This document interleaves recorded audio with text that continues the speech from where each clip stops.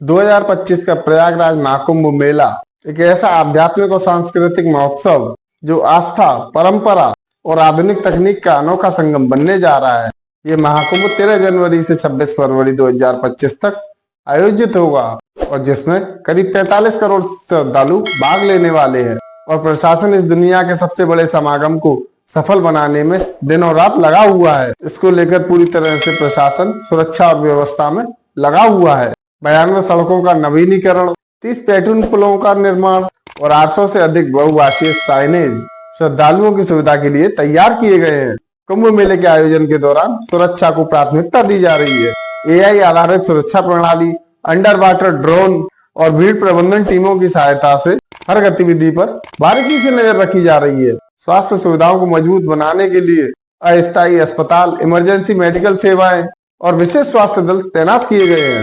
महाकुंभ 2025 को पर्यावरण अनुकूल महाकुंभ बनाने के लिए खास कदम उठाए गए हैं। सौर ऊर्जा, प्लास्टिक फ्री एरिया और स्वच्छता अभियानों के जरिए कुंभ को टिकाऊ और स्वच्छ बनाने का प्रयास किया जा रहा है। इस दौरान सांस्कृतिक कार्यक्रम, कला प्रदर्शन और पर्यटन को बढ़ावा देने के लिए अनेक और विशेष कार्यक्रम आयोजित किए जा रहे हैं। श्रद्धालुओं की सुविधा के लिए एक विशेष मोबाइल ऐप भी लॉन्च की गई है, जिसमें यात्रा दिशा निर्देश, आपातकालीन सेवाएं और यातायात की जानकारी शामिल है। इसके अलावा 800 से अधिक ट्रेनें श्रद्धालुओं को गंतव्य तक पहुंचाने के लिए चलाई जाएंगी। प्रयागराज का महाकुंभ मेला विश्व का सबसे बड़ा धार्मिक आयोजन है, जिसकी प्रस्तुति और व्यवस्थाएं प्रत्येक आयोजन के साथ और अधिक विस्तृत और भव्य होती जा रही हैं। 2019 के अर्ध कुंभ मेले के समय 4200 करोड़ रुपए में अस्थायी शहर बसाया गया था और ये शहर 250 हेक्टेयर में फैला हुआ था, जिसमें 1,22,000 अस्थायी टॉयलेट, साधारण डोमेट्री से लेकर 5 स्टार टेंट तक लगाए गए थे, जिनमें 5 स्टार होटलों जैसी सुविधाएं उपलब्ध थी। भारतीय रेलवे द्वारा 800 से ज्यादा ट्रेनें और आर्टिफिशियल इंटेलिजेंस द्वारा वीडियो निगरानी की सुविधा दी गई थी। इसके अलावा नदी परिवहन प्रबंधन और आगंतुकों की सुविधा के लिए एक मोबाइल एप्लीकेशन भी विकसित किया गया था। 142 साल पहले साल 1882 में महाकुंभ का आयोजन महज 20,000 रुपये में हुआ था और आज के समय 2025 में जो महाकुंभ मेले का आयोजन किया जा रहा है, उसकी लागत मूल्य का जो अनुमान लगाया गया है वो करीब 7,500 करोड़ रुपए के लगभग लगाया गया है। आप समझ सकते हैं कितना बड़ा आयोजन होगा, जिसके 7,500 करोड़ रुपए जिसमें लागत लगने वाली है। ऐसा आयोजन हमारे महाकुंभ का आयोजन हो रहा है। दोस्तों, 17वीं शताब्दी के समय अखाड़ों के बीच वर्चस्व की लड़ाई एक अहम समस्या थी। ये लड़ाइयां अक्सर शाही स्नान में प्राथमिकता को लेकर होती थी। हर कोई चाहता था कि हमको पहला स्नान और सबसे महत्वपूर्ण स्नान हमको करने को मिले, क्योंकि ये उनकी प्रतिष्ठा और धार्मिक वर्चस्व का प्रतीक था। और कई बार ऐसे विवाद अक्सर हिंसक झड़पों में बदल जाते थे और जिनमें कई सौ लोगों की मृत्यु भी हो जाती थी। ईस्ट इंडिया कंपनी के शासनकाल के समय कई प्रकार की झड़पों के सबूत कागजों में दर्ज है, जहां अखाड़ों के बीच खूनी संघर्ष भी हुए थे। 1760 में हरिद्वार कुंभ के अंदर शैव और वैष्णव साधुओं के बीच हिंसक झड़पें हुई, जिसमें सैकड़ों साधुओं की जान भी चली गई थी। इसी तरह 1789 के नासिक कुंभ मेले में, जिसमें 12,000 से भी ज्यादा साधुओं के मारे जाने की पुष्टि एक मराठा राजा के ताम्रपत्र में दर्ज है। 18वीं शताब्दी में इन बार बार होने वाले संघर्षों से और अखाड़ों की युद्ध प्रिय प्रवृत्ति को और कुंभ मेलों में होने वाले व्यापार और कर संग्रहों के अवसरों ने अंग्रेजों का ध्यान मेले की ओर आकर्षित किया और ईस्ट इंडिया कंपनी के अधिकारियों ने मेले के दौरान मेले का लेआउट तैयार किया, व्यापारिक स्थानों को व्यवस्थित किया और स्नान के क्रम को निर्धारित किया ताकि झड़पों से बचा जा सके।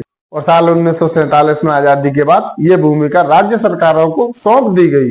अब राज्य सरकारें कुंभ मेले के लिए आवश्यक बुनियादी ढांचे की तैयारी करती हैं, जिनमें सुरक्षा और यातायात की व्यवस्था, इसके अलावा शिविर की व्यवस्था शामिल होती है। कुंभ के मेले में बहुत से साधु ऐसे भी होते हैं जिनका किसी अखाड़े से कोई भी संबंध नहीं होता और इन्हें अकेले साधु कहा जाता है और किसी संगठन या अखाड़े की बजाय वे अकेले ही अपने अनुष्ठान किया करते। इतिहास में कुंभ मेले के दौरान कई भगदड़ की घटनाएं भी हुई हैं, जिनमें सैकड़ों लोगों की जान भी चली गई है। 1820 में हरिद्वार कुंभ मेले के दौरान भगदड़ से 450 श्रद्धालुओं की जान चली गई।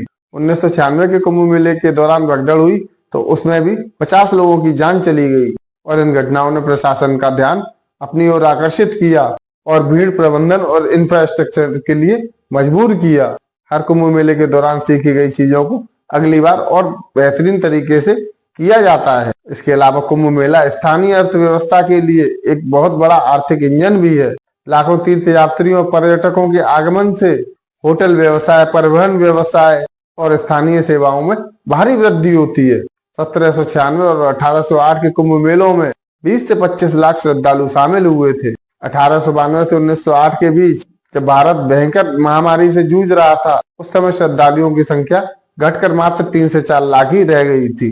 वहीं द्वितीय विश्व युद्ध के दौरान ईंधन और संसाधनों की कमी के कारण ब्रिटिश सरकार ने इस पर प्रतिबंध भी लगा दिया था। इस प्रतिबंध के साथ साथ जापान द्वारा कुंभ स्थल पर बमबारी और नरसंहार की झूठी अफवाहों ने 1942 के कुंभ मेले में श्रद्धालुओं को नाटकीय रूप से कम कर दिया था। इससे पहले के दशकों में प्रत्येक कुंभ मेले में लगभग 20 से 40 लाख श्रद्धालु एकत्रित होते थे।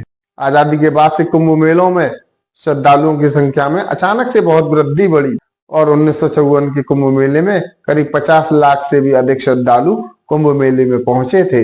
वहीं 1977 में 1 करोड़ और 1989 में 1.5 करोड़ श्रद्धालु कुंभ मेले में पहुंचे थे। 14 अप्रैल 1998 को हरिद्वार कुंभ मेले में 1 करोड़ श्रद्धालु एक ही दिन में उपस्थित हुए थे। वहीं 2001 के प्रयागराज कुंभ मेले में सैटेलाइट के कैमरों ने यह पुष्टि करी कि यह समागम विश्व का सबसे बड़ा समागम है। सरकारी अनुमान अनुसार करीब 7 करोड़ लोग उस आयोजन में शामिल हुए थे, जिसमें से भी करीब 4 करोड़ लोग एक ही दिन मौनी अमावस्या के दिन पहुंचे थे। 2007 के प्रयागराज अर्ध कुंभ मेले में लगभग 7 करोड़ श्रद्धालुओं ने हिस्सा लिया था। 2013 के प्रयागराज महाकुंभ में यह संख्या 12 करोड़ के आसपास पहुंच गई। नासिक कुंभ मेले में भी भारी संख्या में श्रद्धालु एकत्रित हुए, जहां उपस्थिति का अनुमान करीब 7.5 करोड़ लगाया गया था। कुंभ मेला न सिर्फ दुनिया का सबसे बड़ा धार्मिक आयोजन है, बल्कि भारत की सांस्कृतिक, धार्मिक, सामाजिक और प्रशासनिक शक्ति का भी प्रतीक है। आधुनिक तकनीक, बेहतर प्रबंधन और समर्पित प्रशासनिक प्रयासों के माध्यम से अब कुंभ मेला एक वैश्विक सांस्कृतिक धरोहर में शामिल हो गया है। यह आयोजन न सिर्फ धार्मिक आयोजन का प्रतीक है, बल्कि ये सामूहिक एकता, सांस्कृतिक गौरव और मानवता का भी उदाहरण है। तो दोस्तों, ये था महाकुंभ के बारे में हमारा दूसरा भाग। अगर आपको वीडियो पसंद आया हो तो वीडियो को लाइक अवश्य कर दीजिएगा और अपने दोस्तों के साथ शेयर भी कर दीजिएगा, और साथ ही हमारे चैनल राष्ट्रीय महिमा को सब्सक्राइब भी कर लीजिएगा, जिससे कि ऐसी जानकारी हम आपको आगे भी प्रदान कर सकें। तो दोस्तों, जल्दी किसी दूसरे वीडियो के माध्यम से फिर मिलेंगे। जब तक के लिए नमस्कार।